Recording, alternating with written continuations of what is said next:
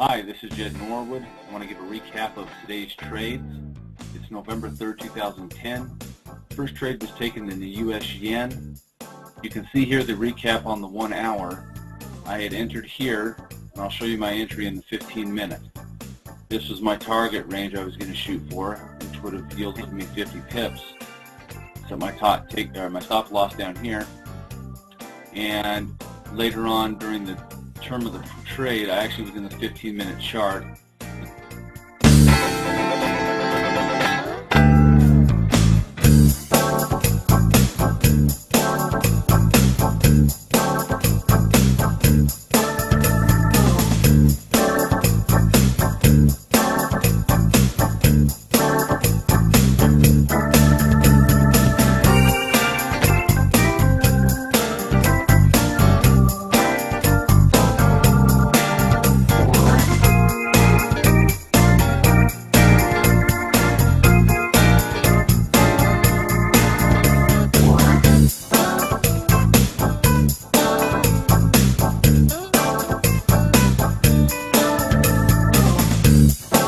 Profit target range anyway, and then slowed up and is kind of plateauing at that point. So we'll see where that pans out. But anyway, that was the least of my trades this morning.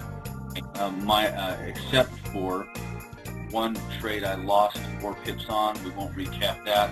I got in and then got out premature on that one, simply because it started getting a little haywire and was answering some of the news before it actually went in my favor. I was fine with that. So basically I'm up 1.5 pips at this point in the morning. Okay, the third trade that I took after the first 2 small trades ended up being one that was my big runner for the day. It was in the Euro Yen. Go there real quick. Okay, here you can see I took this trade off the 30-minute chart.